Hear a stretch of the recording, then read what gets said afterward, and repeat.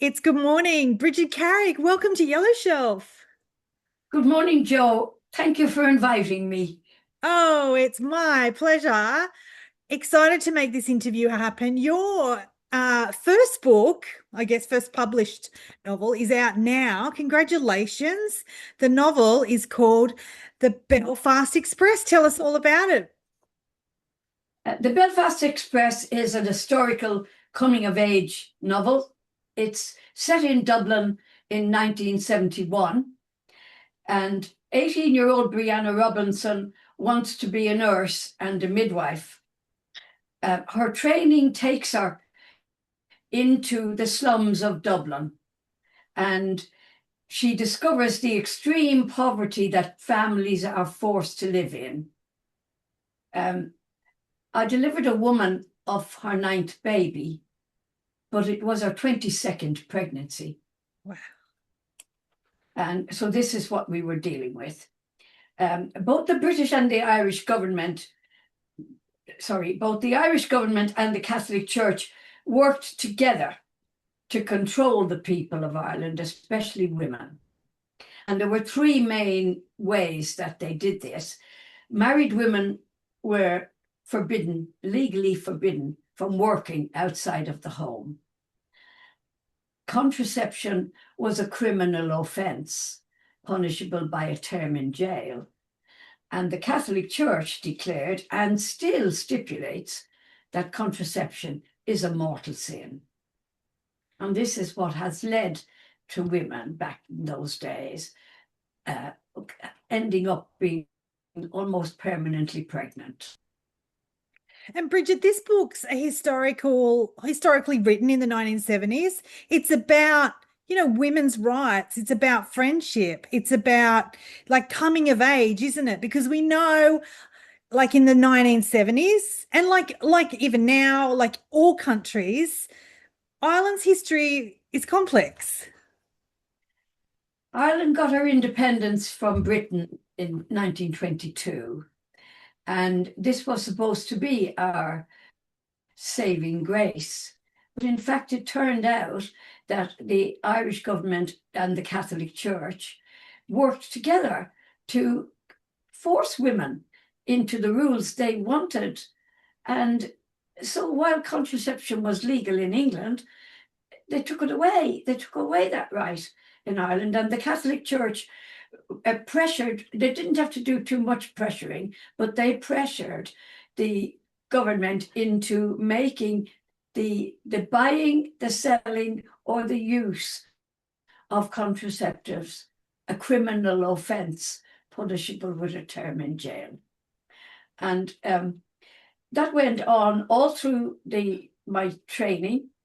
And then when I qualified as a midwife, I worked for 3 years as a district midwife, and a great deal of that was in the slums of Dublin. And up to 10 people would be living in one room. Wow. They had a lavatory, a sink with a tap with running water, and a small grate, which was both a fire and a cooking device. And there was a laundry trough on each floor, so that's where the women would gather. But the story is set in one particular slum in Dublin, in a place called Corporation Place. And Corporation Place was a compound. And so it was a square place. 3 sides of the compound were the apartments where the people lived. And the 4th wall had 2 massive iron gates. Now, those gates were controlled mostly by the police, and they would lock the gates from the outside at the weekend when fighting was most likely to start, because men would get paid. If they'd done any work, they would get paid on Friday. They went to the pub, and fighting often started when they came home, and so the gates would be locked from the outside to keep them inside, so that their fights didn't spill out onto the streets. So a group of 6 women gathered in secret to get access to contraception. And they organised a trip to Belfast and urged people to join them. And 300 people did join them. And this was called the contraceptive train. Yeah, So they went off to Belfast on a Saturday morning. The plan was, and everybody on the train knew the plan, was to buy contraceptives, declare them on their customs declaration, but not hand them over, refuse to hand them over. sure. And the 6 women told the people who came with them, they haven't got enough jails to put 300 of us in prison. So that was followed. They came back to Dublin, and the customs were overwhelmed with all these women. And there were journalists waiting as well. And the story was recorded. In fact, the first I heard of the story was here in Melbourne, Australia. It was all over the daily papers, what had happened, and the carry on of the Catholic Church. So that they then called a meeting, and thousands of women turned up to a meeting in Dublin, to the extent that the mansion house where the meeting was being held was full, the courtyard of the Lord Mayor's house was full, and the street, Dawson Street, where the mansion house is, was blocked with people. And the women were advised to go home to their own neighbourhoods and set up their own little groups in their own street, their own place. And so they did this, and that was the beginning of Women's Lib. Yeah, wow. In Ireland. Yeah. And then the novel was where Brianna Robinson comes to train as a nurse, and she makes friends with 3 other young nurses, and so they get up to no good several times in the novel. But they decided that they had to do something about the conditions in Corporation Place. Brianna had been invited to moonlight, I think everyone knows what that means, at a nursing home. Okay. And when she gets there and starts to work at this private nursing home, she realizes that not all the services are legal. Yes. And so there is one major incident at the nursing home, and she tries to escape to Belfast, and that's the turning point of the story. Brigid, that just gives us the most incredible taster to this book. So I want you to share, if you're comfortable, tell us a bit about you as an author. Tell us a bit about, the reality. You and I were just talking. You're a first-time author. Tell us about your writing journey. I began writing in school, like everybody did.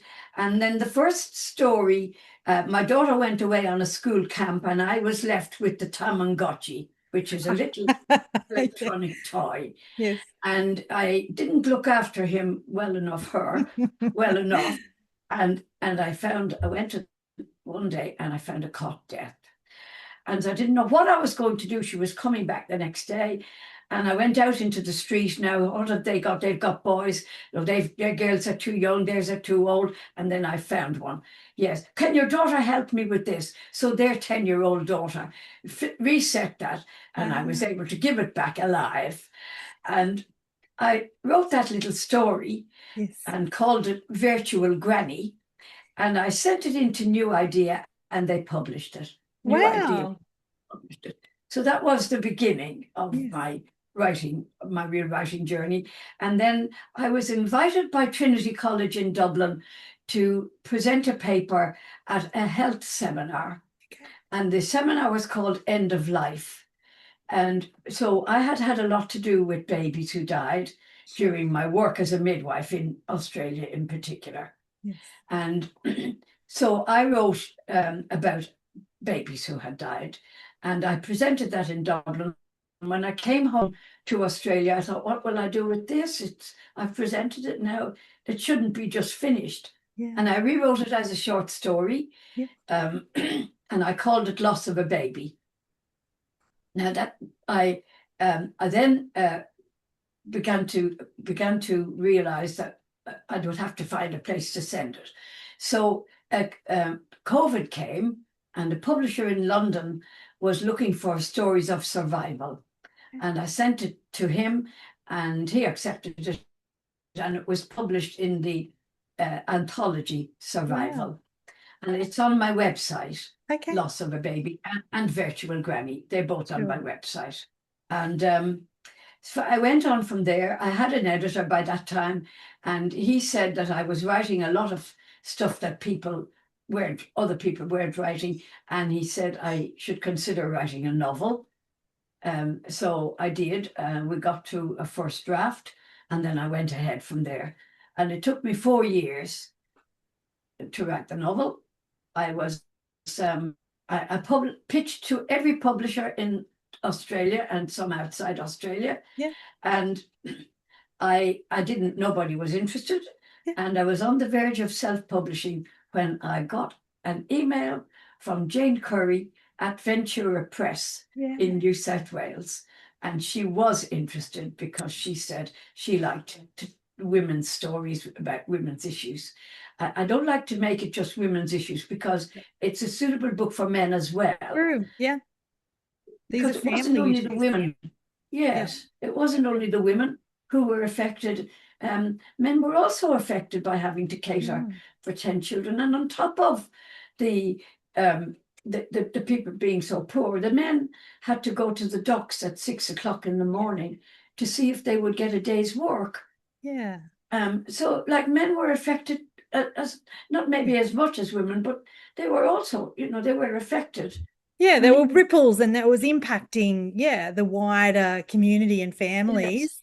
Brigid, yes, I think it's fascinating that you've just shared a journey as an author, your persistency, your opportunities that you took, the reality of, not hearing back from publishers and even rejections. Well done, because I know you shared with me earlier, you as a first-time author, um, you've come a long way. I think so. I think so. When I started out, my first day as a nurse, I never anticipated I'd be speaking Yeah. on a podcast to Joe Fink on the Yellow Shelf. Yeah. Brigid, if we're watching anywhere in the world, because people will be watching this, they might have some ties back to Ireland. They just might love this. They might be really curious about this story. You mentioned your website. If people are curious about you and the book and your writings, is that the best place for us to go? Yeah, well, that's a good place. Yes. www.brigidcarrick.com, Yep. or I have an email as well under the same title, Brigid Sure. Carrick. And I don't know Well, whether Brigid, what somebody. I'm going to do is I'm going to put on this interview links to your website, links to where people can obtain the book. Is there anywhere you'd like them to look at your publisher, at your, website? Any final advice from you? Well, it's on Amazon and Yeah. Booktopia, and it's in most shops that sell books. Yeah, Um, fabulous. Well, uh, I'm going to put up the visual of the book because it is a really stunning, striking front cover as well. Are you gonna write again? Like, what's the plan? yes, I have. My memoir is well and truly underway. Okay. I'm about 3/4 of the way through that, and I have a novella underway, um, Ah, and that's about my childhood holidays at the seaside in our holiday house, which was a converted rail carriage. So I can't get away from the trains. yeah. Well, listen, I'm gonna really want you to come back when your memoir comes out. I would love to talk to you again and support you. But thank you so much for joining us today. Thank you very much, Joe. I appreciate the opportunity to speak to you. And especially as you say, you're not an author, but you've set up something to benefit people like me. Yeah. And also to say one last thing, that at 83 years of age, it's never too late to publish your first novel. I didn't know if you'd share your age. Well done. That is amazing. All the best. Thanks, Brigid. Thank you. Thank you, Joe. Thank Cheers. you. Bye.